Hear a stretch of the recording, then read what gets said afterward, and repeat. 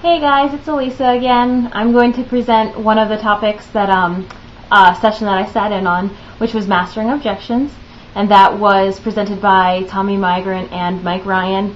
And I'm going to apologize because I have a bunch of notes in front of me, but I want to make sure that I give you the most information possible. And they had a lot of really good sayings and a lot of things that I just want to make sure I reference because it was really interesting. The first thing that they said, when people give you the time objection, you can say, we all have 24 hours in a day, and you choose what you do in those 24 hours, and, everyone else can seem to work it in. You don't want to be a jerk about it, but you kind of just say, hey, there's 24 hours in a day, everybody gets the same amount of time, and some day is not a day on the calendar, which everybody in the room was like chuckling at, because these guys are really funny. They're best friends, essentially. They met through Beachbody a few years ago, and now they kind of challenge each other and push each other along, so it was a really interesting dynamic to see them together on stage. They have several, basic guidelines that they go by, and they say, this is what I do every single time. I don't differ from this. This is how I handle every single objection, and that is to bring it all back to the person's why. So usually, you don't open up with, hey, why do you want to get fit, to random strangers on the street. But when somebody has approached you about wanting to get in shape or wanting to be fit, you kind of have to, always steer them back to why. So if they give you objections to, I can't do this, well, why did you want to do it in the first place? Which is what I do with my challengers, and I'm sure a lot of you guys do it too. When you see somebody who's struggling, or who wants to take the next step but just can't, get past the money commitment or the time commitment, and you all have those customers, basically always steer them back to their why. Really connect them with what it is that they committed to in the first place. Why are they doing it? Is it because they want to see their children have children, or is it because they want to be a supermodel on Sports Illustrated? I don't know, but that is always the biggest selling point, I guess, of mastering anybody's objections. And they said people don't buy what you do, but they buy why you do it. So when someone comes up to you and says, hey, you look really good, what have you been doing? They want you to, be as honest as possible. Hey, thanks so much. I've done Insanity, and it's insane, but it was great, and I drink Shakeology every day, and I'm really focusing on drinking more water, or just, trying to do more personal development. Whatever it is, be as honest as possible, because people will buy your story and, the reasons why you do something, and they'll respect you more than you just being like, you should drink Shakeology, it's great, here's all these facts about it. Which brings me to the next topic, which is don't fact vomit all over everyone. Facts tell and stories sell. So your story is more valuable than the facts. We all know that Shakeology is fantastic. It's great for you, and you can give them every single benefit. But unless you can personally say, Shakeology helped me lose 10 pounds in, 2 months' time, or it really curbed my cravings for XYZ, or if you have a great story like Caitlin where you can be like, look at my cholesterol, it came down, this much just from 3 months of drinking this. Your stories are your stories and your personal facts are more valuable to you than the facts that you can find, on a website, or that any coach would be just, word vomiting all over Facebook, which everybody gets overwhelmed and you start not paying attention to those posts because they say the same things. If you don't have a personal story, if you're new to Beachbody and you haven't been doing it for very long, or if you're in pretty good shape and you're just, working out to stay in good shape, and maybe you want to reach a larger group of people, or you want to be able to connect with people that you don't relate with. So if you haven't lost a ton of weight, how do you connect to somebody who needs to lose a lot of weight? And basically what they suggested is that you collect stories, collect them from fellow coaches, collect them from challengers and other challenge groups, collect them from beachbody.com. There's a great resource right there.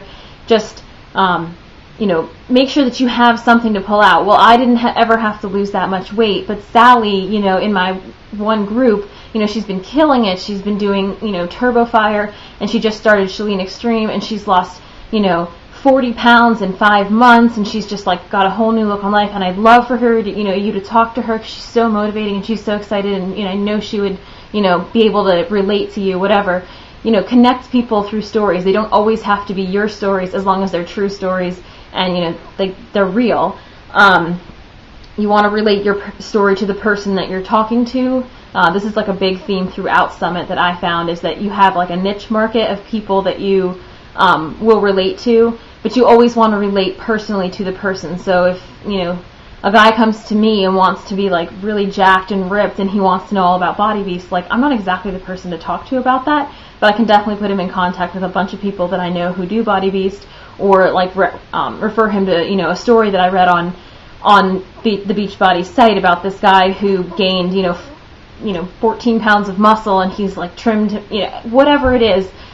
Find a way to connect and make that connection specific to the person, because people will get over their objections. I mean, we all did, didn't we? Like when you were originally like, oh, well, Beachbody's great and I know the stuff works, but it's so expensive, or I just don't have the time, or whatever. But something you saw sparked interest and got you interested in it. I mean, I know that happened for me as well.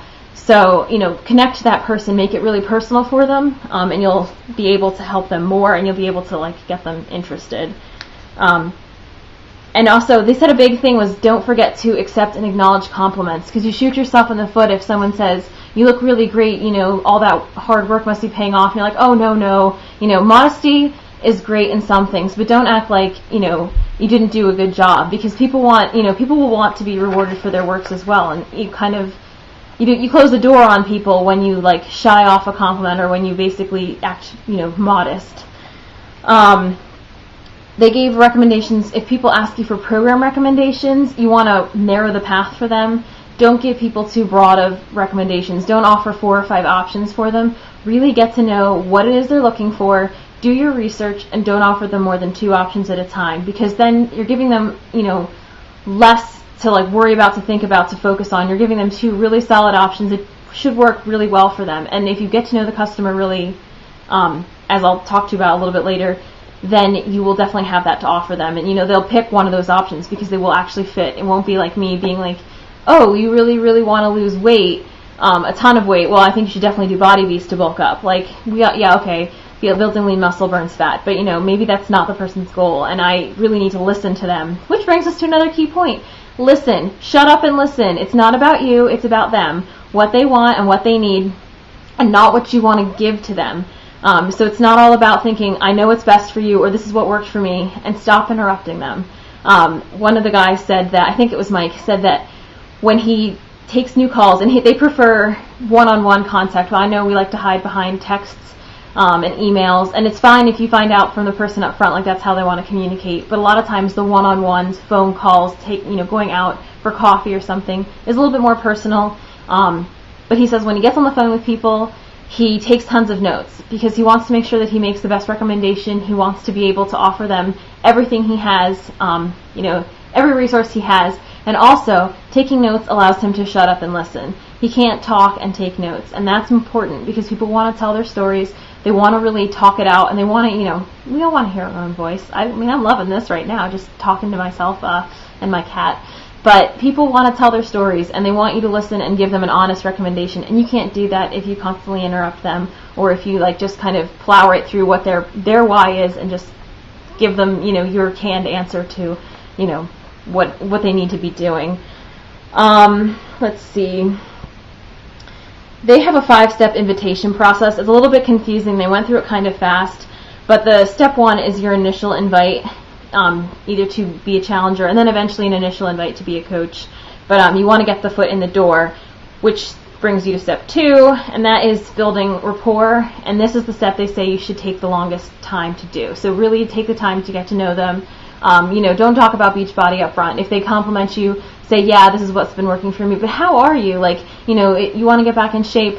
What are your ultimate goals, or what do you see for yourself in 5 years, and really turn it back on them and constantly build that rapport, because if they trust you, they will, they'll listen to you, and they will join your challenge groups. They may be coaches for you in the future, but if they don't trust you because you're like a used car salesman, then, you've already lost. The 3rd step is connecting them to a resource or a tool, so either a challenge group on Facebook or some of the tools that are on the beachbody.com website. Just, getting them connected, getting them into something that they can put in their input, and you can get input from them. Follow-up is step 4.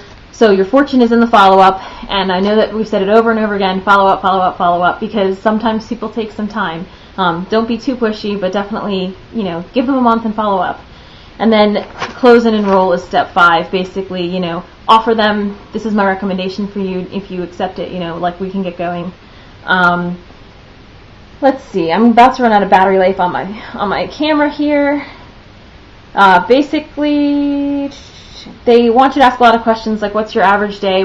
How do you eat? How do you do this? Because you really want to be able to offer them a fully rounded approach to, their health. Do they need to be in a clean eating challenge group?